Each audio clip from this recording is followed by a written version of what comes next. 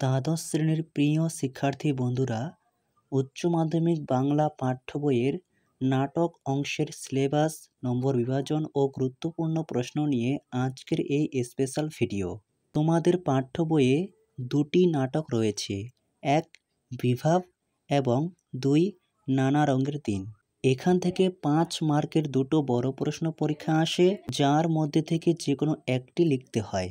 প্রতিটি প্রশ্নের মান 5, অর্থাৎ যেখানে যেখানে বিভাব এর প্রশ্ন থাকবে তার অথবাতে নানা রঙের দিন নাটকেরও প্রশ্ন থাকবে। তোমাদের সিলেবাসে স্পষ্ট বলা হয়েছে যে যে কোনো একটি নাটক পড়লেই হবে। ভিডিওটি ভালো লেগে থাকলে অবশ্যই একটি লাইক করো, আর চ্যানেলে নতুন হয়ে থাকলে চ্যানেলটি সাবস্ক্রাইব করে রাখতে একেবারে ভুলো না। ক্লাস 12-এর গল্প, কবিতা, এমনকি আমার বাংলা অংশ থেকে 2025 সালের উচ্চ মাধ্যমিক ফাইনাল পরীক্ষার জন্য গুরুত্বপূর্ণ প্রশ্ন ইতিমধ্যে পোস্ট করা হয়ে গেছে। সেই ভিডিওগুলি তোমরা দেখে না থাকলে আজকের ভিডিওর ডেসক্রিপশন অথবা প্রথম কমেন্টে লিঙ্ক করে দেওয়া থাকবে, তোমরা সেই লিঙ্ক থেকে পরপর ভিডিওগুলি দেখে নিতে পারবে। তাহলে শুরু করা যাক আজকের ভিডিওর মূল আলোচ্য বিষয়। বিভাব নাটক থেকে যে প্রশ্নগুলি খুবই গুরুত্বপূর্ণ: 1. বুদ্ধিটা কি করে এলো তা বলি। কোন বুদ্ধির কথা বলা হয়েছে, কিভাবে সেই বুদ্ধিটা এসেছিল তা সংক্ষেপে লেখো। 2. জীবন কোথায়, কে কাকে বলেছেন, বক্তা জীবনকে কোথায় খুঁজে পাওয়া যাবে বলে মনে করেন। 3. বিভাব কথাটির সাধারণ অর্থ কী, বিভাব নাটকটির নামকরণ কতখানি তাৎপর্যপূর্ণ আলোচনা করো। 4 নম্বর পর্বে আর একবার এক মারাঠি তামাশায় দেখেছিলাম, বক্তা মারাঠি তামাশায় কি দেখেছিলেন, বক্তা কোন প্রসঙ্গে মারাঠি তামাশার কথা বলেছিলেন। এই প্রসঙ্গে বলে রাখা ভালো, যে প্রশ্নগুলির পাশে 3 স্টার দেওয়া রয়েছে সেই প্রশ্নগুলি প্রবল গুরুত্বপূর্ণ। 5.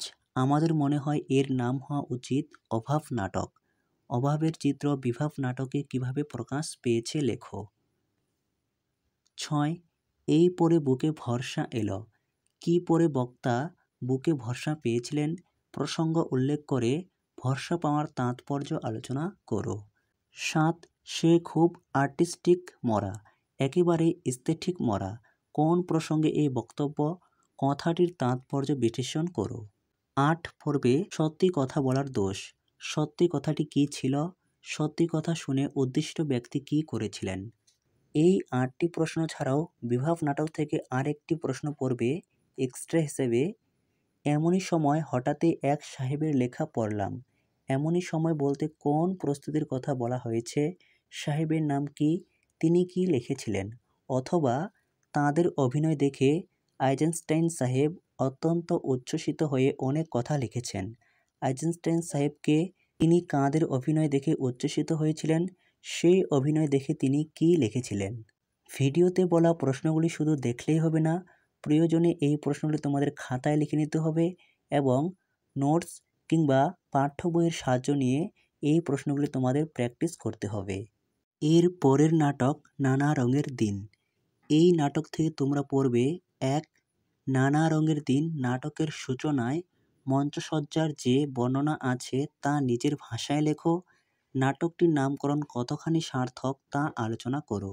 অথবা একই প্রশ্ন অন্যভাবে আসতে পারে, নানা রঙের দিন নাটক হিসেবে কতখানি সার্থক আলোচনা করো।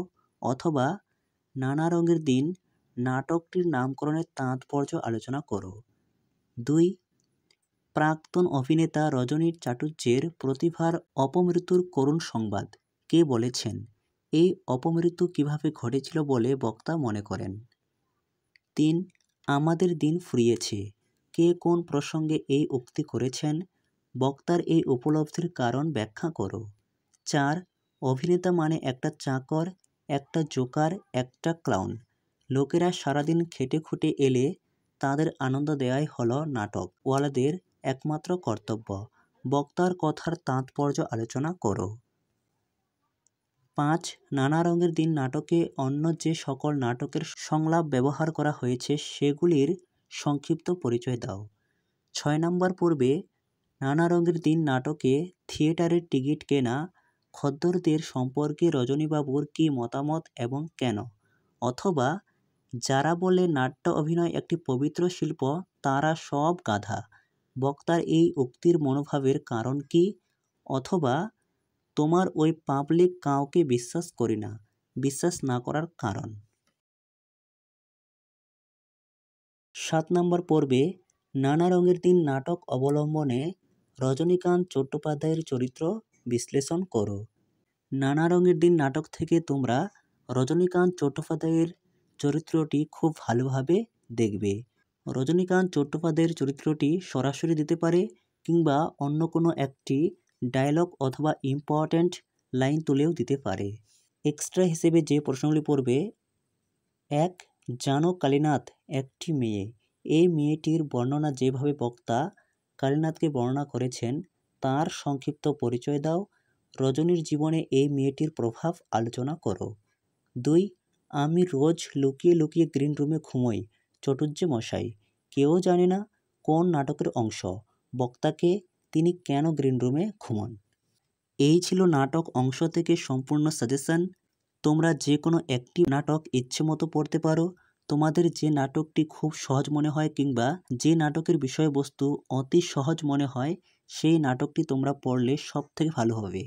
এতে তোমরা যে কোনো বড় প্রশ্ন নিজের ইচ্ছা মতো বানিয়ে লিখতে পারবে। ভিডিওটি ভালো থাকলে অবশ্যই একটি লাইক করো। এছাড়াও বাংলা বিষয়ের ভাষা এবং সাহিত্য অংশের সাজেশন পেতে চ্যানেলটিকে সাবস্ক্রাইব করে রাখতে একেবারেই ভুলো না।